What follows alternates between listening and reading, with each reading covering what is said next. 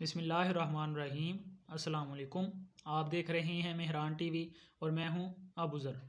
आज हम पाकिस्तानी लिटरेचर में एक बहुत बड़ा नाम है जिनका तौफ़ीक रफ़त साहब, उनकी एक बहुत प्यारी पोइम जिसका नाम किचन है, जो कि उनकी पहली जो बुक है जिसका नाम है अराइवल ऑफ द मूनसून, जो कि 1985 में पब्लिश हुई। उस कलेक्शन की पहली पोइम है जी किचन। उस पोइम का एनालिसिस करेंगे।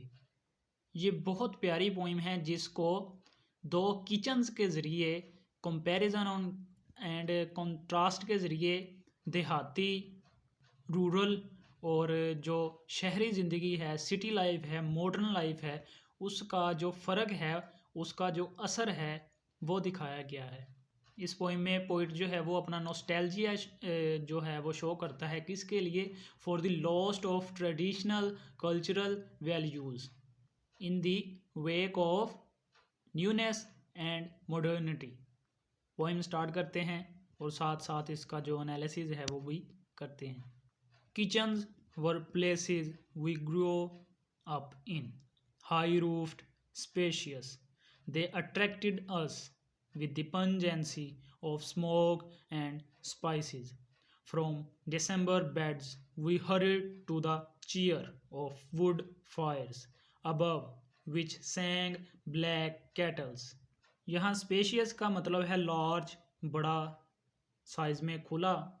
पंजेंसी का मतलब है जिसकी तेज़ जो है ना वो स्मेल हो। तो पहली जो 10 लाइनें हैं उनमें पोइट जो है वो क्या बताता है, वो कहता है कि kitchen were places we grew up in. Kitchens वो जगह हैं जहाँ हम बढ़ते हैं, जहाँ हम पैदा हुए और जहाँ हम अपनी ग्रोथ जो है वो करते हैं, जवान होते हैं, बढ़ते हैं। और वो कैसे किचन हैं? हाई रूफ्ड यानी ऊंची छतों वाले, स्पेशियस खुले हुए, ज़्यादा जगह वाले, खुली जगह वाले। दे अट्रैक्टेड अस, कैसे अट्रैक्ट करते हैं? With the pungency of smoke and spices, धुएं और जो मसाले वगैरह हैं उनकी जो महक है, उनकी जो खुशबू है वो इन्हें अट्रैक्ट करती है अपनी तरफ। फ्रॉम दिसंबर बेड्स, दिसंबर का महीना क्योंकि ठंड बहुत होती है, तो जो लोग हैं वो क्या करते हैं पे अपना बिस्तर छोड़कर तो वो चूल्हे के आगे जाकर बैठ जाते हैं ताकि आग जो है वो सेंके। We hurried to the cheer of wood fires above which sang black kettles.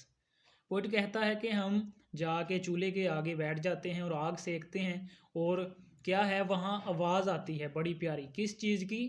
Black kettles यानी जो देचगियाँ वगैरह होती हैं, बर्तन होते हैं, वो धुएं की वजह से काले हो गए हैं और उनके जो आपस में टकराने की आवाज़ है वो बड़ी प्यारी जो है वो सुनाई देती है। Line number 11, Once there we dawdled over last night's curry and fresh bread dripping from the saucepan, eggs and everlasting bowls of tea.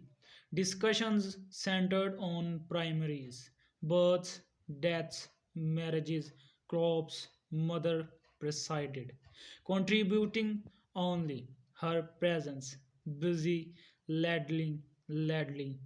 तो पोइट कहता है कि हम चूल्हे के आगे आके अपने किचन में बैठ जाते हैं और फिर रात का जो बचा हुआ खाना है, जो शोरबा होता है, वो गर्म किया जाता है और उसमें ताज़ा गरम गरम जो रोटियां हैं वो भिगो भिगो कर खाई जाती हैं। एग्स वगैरह, अंडे खाए जाते हैं। And ever lasting balls of T यानी चाय, जो कि पंजाबियों को बहुत पसंद है। और सबसे इम्पोर्टेंट जो बात है वो ये है कि वहाँ डिस्कशंस होती हैं और वो कितनी डाइवर्स होती हैं। ये देखें, बर्थ्स, डेथ्स, मैरिजेस, क्रॉप्स, पैदाइश के बारे में, मौत के बारे में, शादी के बारे में, फसलों के बारे में। और इन सब की सदारत कौन कर रहा होता है? उनकी मदर, माँ। मदर जो है वो सेंटर है और वो क्या कर रही हैं कि वो डूंगे जो हैं, वो जो चम्मच वगैरह है जिसे डूंगा कहते हैं पंजाबी में, वो भर भर के उन्हें चाय के और सालन वगैरह के वो दे रही हैं। और जो डिस्कशंस हैं वो भी साथ में जारी हैं। नॉइस वॉज वार्मथ यानी उनकी जो डिस्कशंस हैं, जो आवाज़ें हैं, जो आपस में गुफ्तगू हो रही है, उसमें एक अजीब तरह की जो है ना वो गर्माहट है जो अच्छी महसूस हो, उसमें वार्मथ है किस्म की, उस जो गुफ्तगू है उसकी आवाज़ में। ये जो 22 लाइंस थी ये किचन्स जो हैं ये देहाती किचन, रूरल अपना गांव की तर्ज का जो है किचन उसको रिप्रेजेंट कर रहा है पोइट। अब आगे अब हम जैसे बढ़ेंगे तो जो पोइट है वो किचन जो है वो मॉडर्न शहरी जो किचन है उसकी जो करैक्टरिस्टिक हैं उसको बयान करेगा कि वो किस तरह का है और वो ज़िंदगी पर लोगों की किस तरह असर करता है और लोग वहाँ के किस तरह के हैं। Now in these cramped spaces, there is no time for talk. A stainless homogeneity wings back our sneers. Chairs are insular. They do not encourage intimacy like slates. The table tucks bellies in. अब poet जो है वो एक modern kitchen को बता रहा है जो कि उसकी नज़र में क्रैम्ड स्पेसेस यानी छोटे छोटे घुटन वाली जगह है, बहुत थोड़ी सी जगह है। There is no time for talk, और लोग इतने बिजी हैं अपनी लाइफ में कि उनके लिए टॉक करने के लिए, बात करने के लिए वक्त ही नहीं है। दूसरी तरफ हम देख रहे हैं कि वहाँ सारे बैठे हुए हैं किचन में चूल्हे के आगे, और कितने जो डाइवर्स टॉपिक हैं उन पर बात हो रही है। बर्थ पर बात हो रही है, मैरिज पर हो रही है, फसलों के बारे में हो रही है, किसी की मौत हो गई है उसके बारे में हो रही है। और यहाँ क्रैम्ड स्पेसेस, तंग जगह हैं, कोई हवा नहीं, कोई खुली जगह नहीं, और लोग उनके पास टाइम ही नहीं बात करने के लिए।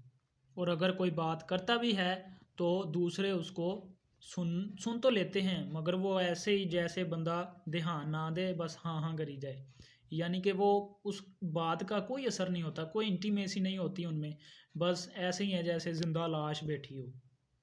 चेयर्स आर इंसुलर, यानी जो चेयर्स होती हैं वो फासले फासले पर रखी होती हैं और लोग फासले फासले पर बैठते हैं। They do not encourage intimacy like slates या स्लैट्स, यानी जो गांव में लोग एक साथ बैठते हैं फटी वगैरह पे, या वो जो पीढ़ी कहते हैं फटी पीढ़ी, वो क्लोज क्लोज होकर एक दूसरे के बैठते हैं, वो जो इंटीमेसी पैदा होती है वो पोइट कह रहा है कि ये जो चेयर्स हैं इंसुलर, दूर दूर पड़ी हुई, लोग दूर दूर बैठे हुए, ये वो इंटीमेसी हरगिज़ पैदा नहीं कर सकती। और हम कहता है पोइट कि टेबल के गिर्द बैठ जाते हैं और सिर्फ अपना पेट भरते हैं और कोई काम नहीं होता, बस बैठ बैठ गए और अपना पेट भर लिया, कोई इंटीमेसी नहीं और कोई वार्मथ नहीं, बस बैठे, खाना खाया और उठ गए। We would not dream of coming to this place to savor our triumphs or unburden our griefs. Chromium and formica have replaced the textured homeliness of plaster, teak. Everything is clean as a hospital. तो poet कहता है कि ये जो modern kitchen है यहाँ हम इसलिए नहीं आते कि हम अपनी जो खुशी है, अपनी जो फतह है, वो जो है वो बयान कर सकें अपने घर वालों के साथ, अपनी फैमिली के साथ, और अनबर्डन आवर ग्रीव्स, या अपने दुख को, अपने गम को उनके साथ शेयर करके कम कर सकें। खुशी जो है वो बताने से बढ़ती है और गम जो है वो बांटने से कम होते हैं।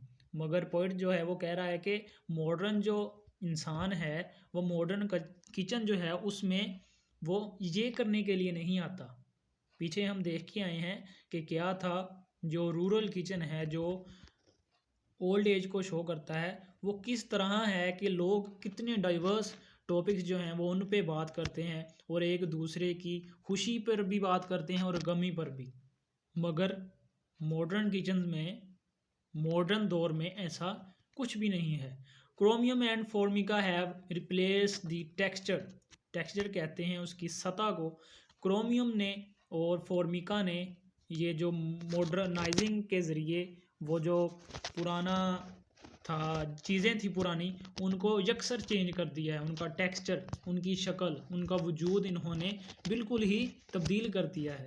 पहले जो लकड़ी के तख्ते होते थे, फटियाँ वगैरह, उस पर बैठते थे, या कोई पत्थर का टुकड़ा, ईंट वगैरह होगी उस पर बैठते थे।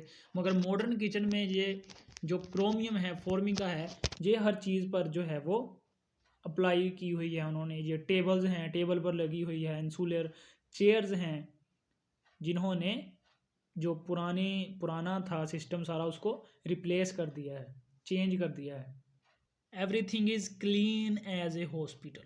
ये बहुत इंपॉर्टेंट लाइन है इस पोइम की, कि हर चीज़ इस तरह साफ है जिस तरह कोई हस्पताल हो, हॉस्पिटल हो, इस तरह सफाई रखी गई है। यानी पोइट यहाँ आयरनी इस्तेमाल कर रहा है। पीछे हम जो पढ़ कर आए हैं वहाँ कहता है कि सारे बैठे होते हैं, खाना वगैरह खाते हैं, वहाँ सालन जो है, शोरबा है, उसकी खुशबू, तेज़ खुशबू आ रही है। मगर ये जो मॉडर्न किचन है, ये क्या है, ये everything is clean as a hospital, ये हॉस्पिटल की तरह बिल्कुल क्लीन है। इसमें कोई वार्मथ नहीं है, कोई इमोशनल जो है वो टच नहीं है इस जगह में, क्योंकि ये ऐसे ही है बेजान सी। यानी ये जगह ज़रा भी जो इमोशनल सेटिस्फेक्शन है वो नहीं दे सकती। This surrealist clock where once the eloquent grandfather swung clicks forward stiffly. We are deferential to the players of electric toast and take our last gulps standing up.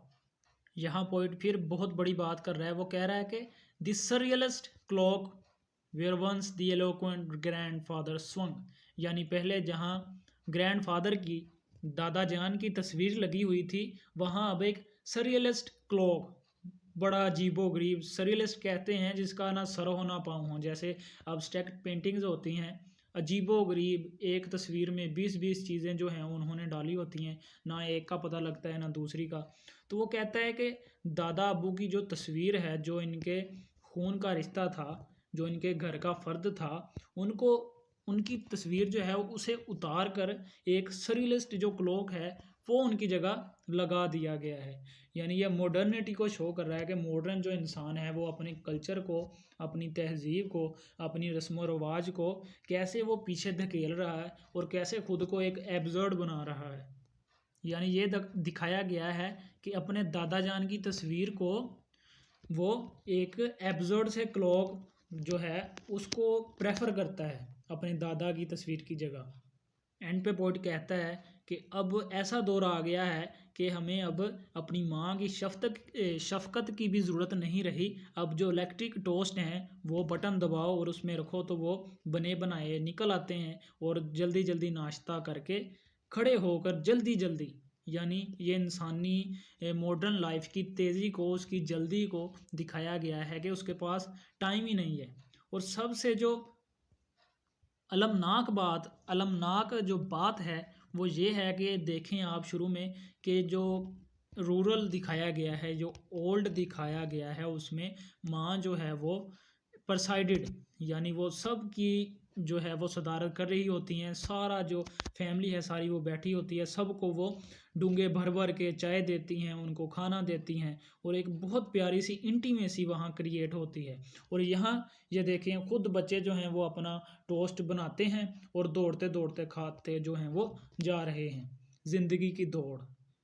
तो ये देखें तौफीक रफ़त साहब ने किचन्स के सिंबल्स के ज़रिए कितना बड़ा जो यूनिवर्सल ट्रुथ है, कितनी बड़ी जो सच्चाई हो वो इन्होंने कैसे बयान कर दी है कि जो माशरा है वो कैसे चेंज हो रहा है, और दोनों की अच्छाइयाँ और बुराइयाँ जो हैं वो बयान कर दी हैं। ज़्यादातर जो झुकाव है वो रूरल लाइफ की तरफ है, क्योंकि वो इनोसेंस है, उसमें इंटीमेसी है, उसमें जज्बात हैं, दूसरों का एहसास है, फैमिली रिलेशनशिप्स हैं।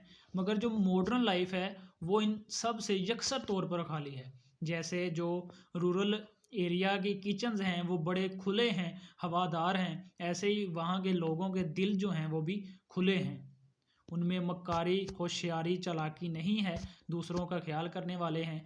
और जो मॉडर्न है वो क्रैम्ड स्पेसेस हैं, वो घुटन वाले हैं, वो कम जगह वाले हैं। और ऐसे ही उन वहाँ रहने वाले लोगों के जो दिल हैं वो भी बहुत छोटे हैं, वो भी घुटन वाले हैं। उनमें अपने घर वालों के लिए ही जगह नहीं है तो दूसरों के लिए क्या जगह होगी। और उनकी लाइफ जो है वो इतनी तेज़ है कि हकीकत में वो खुद के लिए भी टाइम नहीं निकाल सकते। यहाँ जो मॉडर्न किचन है वो बिल्कुल ऐसे ही लेमेंट्स कर रहा है मॉडर्निटी पे, जैसे टी.एस. इलियट ने वेस्टलैंड में मॉडर्निटी पे, इंसान पे किया है। तो ये थी बहुत ही प्यारी थॉट प्रोवोकिंग इनकी पोइम। तो उम्मीद है आपको इसकी जो अंडरस्टैंडिंग है, इसके जो डीप मीनिंग्स हैं वो ज़रूर समझ आए होंगे। आप खुद पढ़िए।